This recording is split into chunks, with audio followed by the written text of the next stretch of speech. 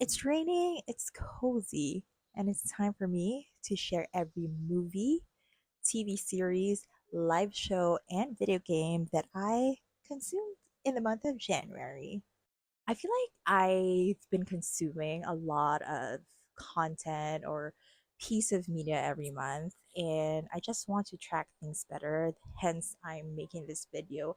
Also, this was the primary reason why I started this channel because I was hoping to yap about things that I watch, that I read, that I play, that I see, but somehow I did not think about the whole logistics of making videos because I have a 9 to 5. But this year, I will try my very best to basically update this channel more if anyone's ever watching. Hence this series.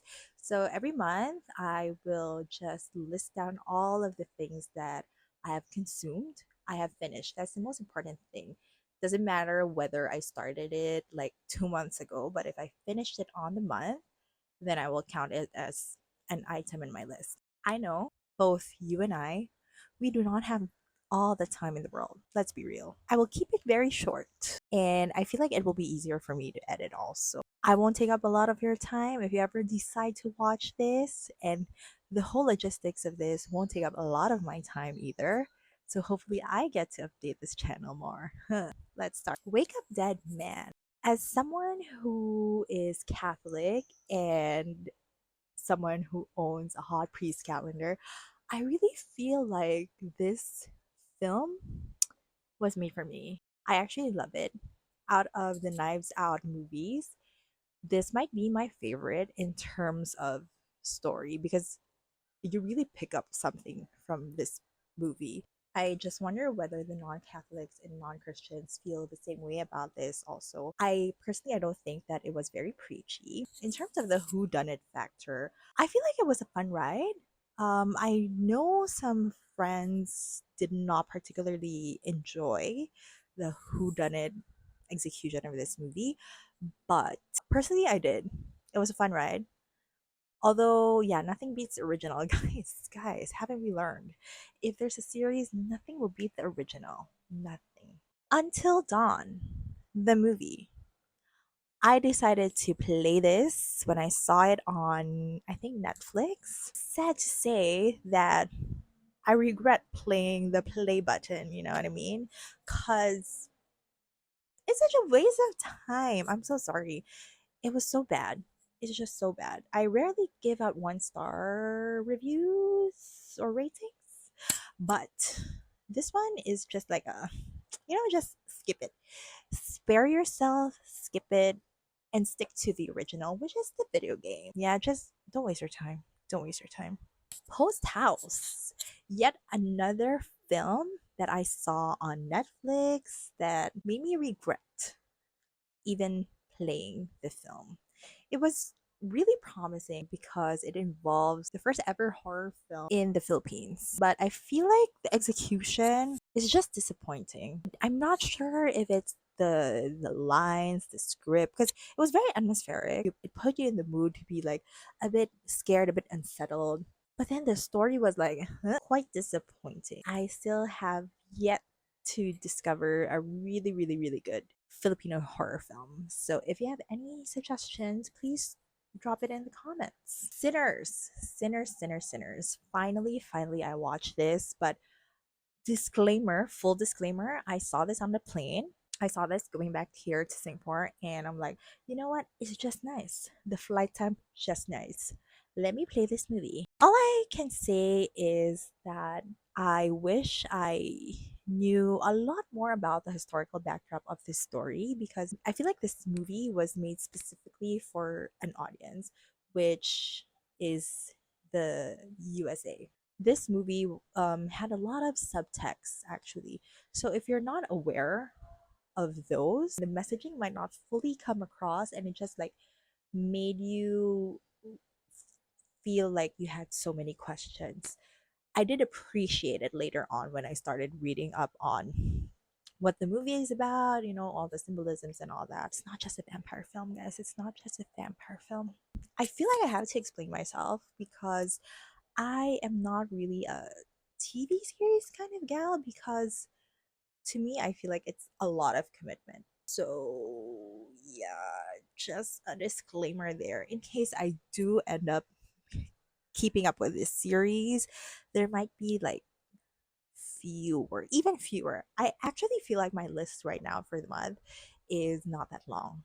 So I feel like, especially for the TV series part, I feel like it's gonna be fewer. So yeah, don't expect me to be so into series unless it's really good. Of course, I finished Stranger Things season 5. You know what? This series finale, I actually liked it. I really loved it. Like I got teary eyed when what's that song title that is always in my playlist? Oh, I got teary eyed when Landslide started to play. So I really loved it until I opened TikTok. It's the dang app. Now it just like made me second guess things because of the whole conformity gate stuff. And then it just became so ridiculous that I just forgot about my feelings, you know? That's what happens when you are like an easily swayed person. Thinking about it now though, I still love the show. Whatever conspiracy theorist, whatever. Stranger Things season 1. I did like the season finale. I liked it enough that it made me want to revisit the very reason why I followed this series in the first place. And can I just say, the first season had so much mystery and thriller elements into it. I forgot how scary it was, to be honest. Yeah, I can't help but compare it with the season finale, where the mystery factor, the scare factor was pretty much toned down. I don't know if it's because we already know what they're fighting, or yeah, I'm not quite sure. See, I'm questioning again whether I really like season 5, but season 1, the best. Stranger Things season 2. I only have one word for this: max. Is it better than season 1? I enjoyed this season finale of season 2 a lot better because it's like, you know, like elementary. Wait, are they elementary? They were in high school, right? Yeah. Oh my god, I'm questioning myself again. So anyway, the ball. The ball scene, just so cute. Yeah. Puppy love and all that. You forget that they're actually against something otherworldly. I'm just a fan of that genre, I suppose. On one side, there's like the normal life, and then the other, there's like the mystery fantasy life. I'm really a fan of that.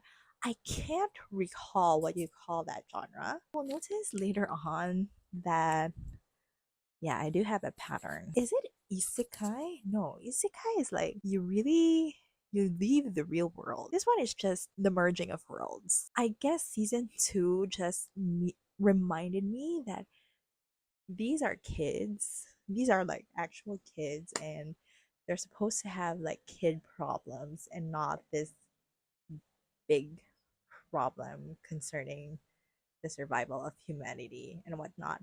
Yeah, I love it. I love season 2. Next up, our live shows. Okay, I put How to Train Your Dragon on your live shows because it is a live show. There was a live orchestra that played the score, the music of the movie while the movie was being played. It's very overstimulating, I have to say. This is not my first time though. My first time was La La Land. How to Train Your Dragon, I was a bit further away from the stage, so I think it was fine. I think it was perfect, not fine, because the venue was also in Esplanade and we were in the bigger theater.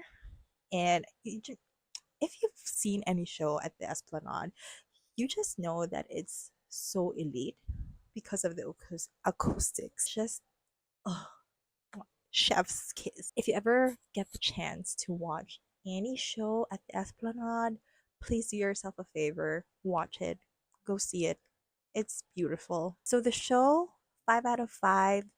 The movie also is still a 5 out of 5 for me. It just hits different when there's a live orchestra playing the music. Did I cry? I got teary eyed. And also, it really hits different when you rewatch the first film.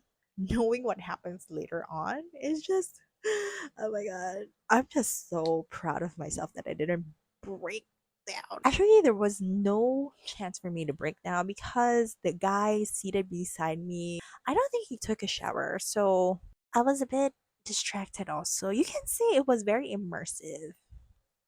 Beauty and the Beast. Wait a minute. Wait a minute. What if I clip it here? Oh my god. I get the content creators who clip their mics now to like random items. I get it. I get it now. Beauty and the Beast. So I purchased the ticket very at the very last minute because I forgot about it.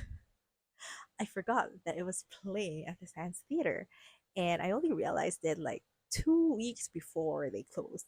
So I'm just glad to have been able to book a seat. Beauty and Beast.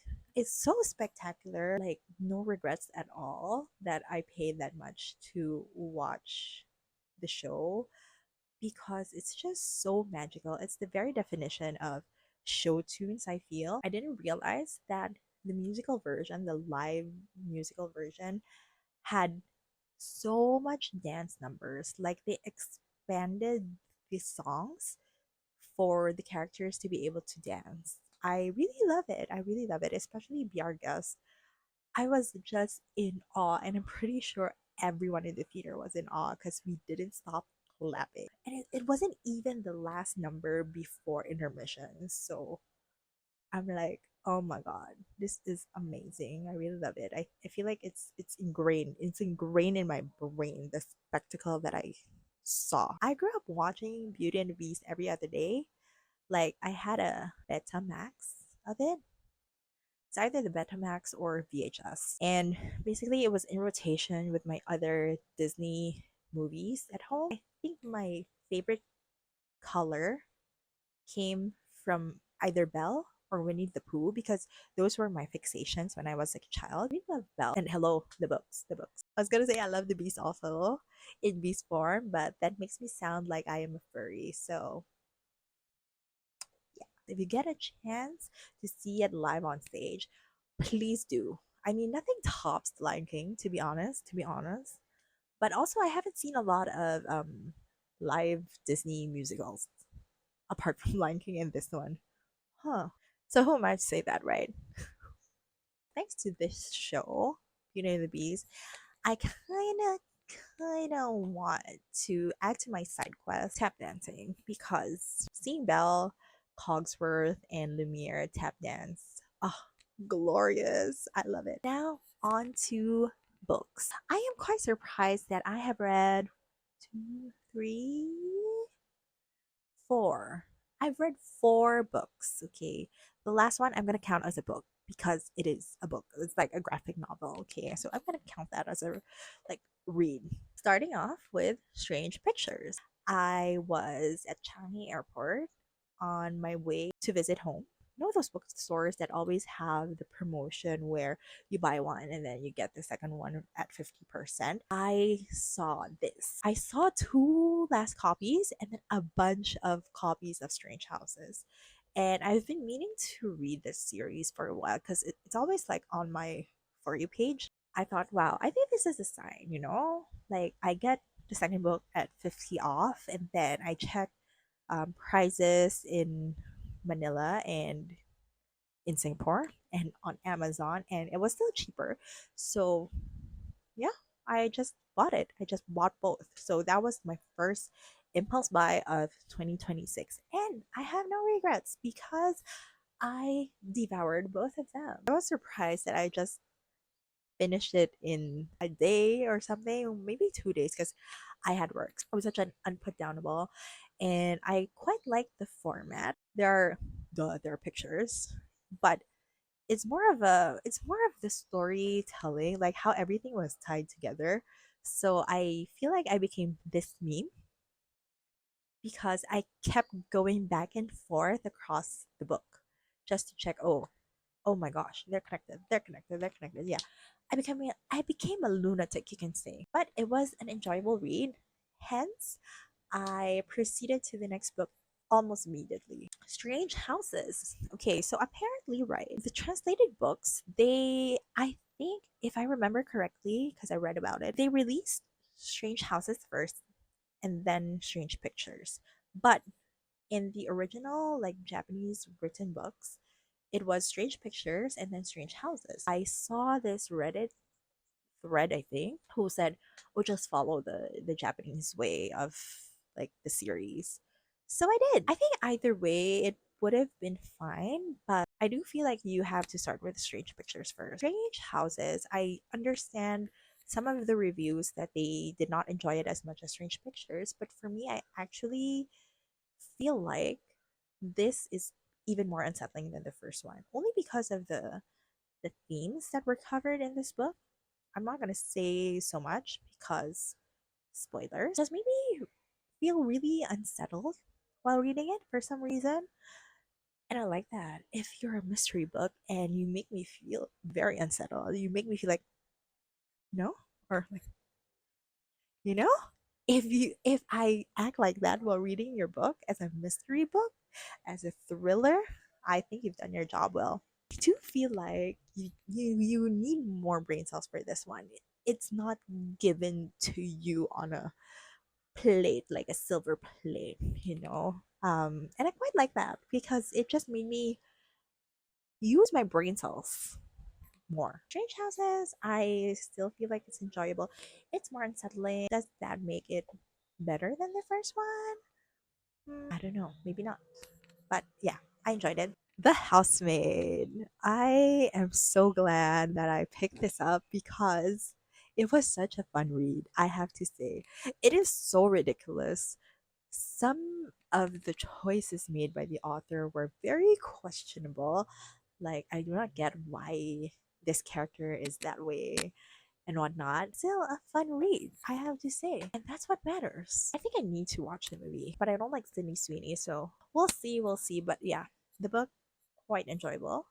I also breezed through this one. It just made me feel better in terms of reading pace because I feel like I can conquer the world because I was reading so fast. And then my one graphic novel that I finished this month, Witch Part 1, Volume 1. I entered the year thinking that this might be the year where I revisit all my childhood favorites. Childhood, young adult favorites, basically like my favorites from the past, just to see whether they're still enjoyable, whether the impact on me is the same. I had this thought after reading Sunrise on the Reaping because I read that last year, and immediately after finishing Sunrise on the Reaping, I thought I wanted to read the Hunger Games series again.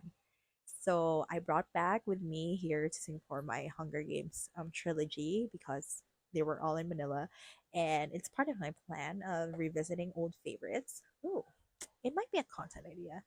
Anyway, I also found this on NLB. If you also grew up with Witch, they released it like one issue after the other monthly. At least in the Philippines, it was like that. So it was like one, two, three, four.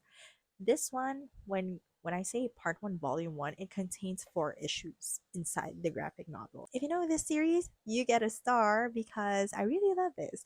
And as I was saying earlier, like for Stranger Things, this is also like about high schoolers and yeah, magic basically, but people don't know about it and people shouldn't know about it. I don't know why I like those storylines, plot. I don't know what you call it. Oh my gosh, please comment below. What do you call it? Let me just try to look it up now. Well, what do I type? It's like genre, high school fantasy. High school fantasy. See, this is why you shouldn't trust AI. I think it's more urban fantasy. Oh, yes, it is urban fantasy. Emerge. Okay, finally. Subgenre of fantasy placing supernatural elements in a contemporary urban affected setting. So, yes, this fits the bill. It is urban fantasy. So apparently I like that. Today I learned I like urban fantasy. I think this is urban fantasy and I think Stranger Things, it's sci-fi, but is it also urban fantasy? To me, I will count it as urban fantasy as well. Whatever. This is my video. A Space for the Unbound, which is a video game, an indie video game by a developer in Indonesia. So there are elements of Indonesian life, during the 90s. To me, I went into this a bit blind, I have to say. I say that because I heard this long before I finished Until Then, which is a video game set in the Philippines. So there's high school, and then there's like this fantasy element into it, sci-fi. I think this is more sci-fi element into it. And people have been saying that it's very similar to A Space for the Unbound, which I have to say, yes, I do see the similarities, but I feel like I enjoyed A Space for the Unbound better only because it felt more gamified to me. I mean, some reviews said it felt like a chore, but to me, I actually enjoyed it. And I like how this was like a hauntingly beautiful way to tackle conversations surrounding mental health. And I just love how they portrayed it. I just love how they showed it. It wasn't, again, it's not the kind where it's like served to you on a silver platter, the explanation and whatnot, but you just kind of get it. And I feel like I played this at a time that was just right because I was dealing with some issues also. And I just feel like I played this at the right time. That is all I can say. And yeah, it's just beautiful. A Space for the Amount. Perfect, perfect, perfect game. Play it if you can. I just played over the weekend. It's a very short game, but it's beautiful. It's beautiful, and I really feel like it's worth your time. I know it's worth your time. If you made it all the way until this part of the video, you get a star. That's it.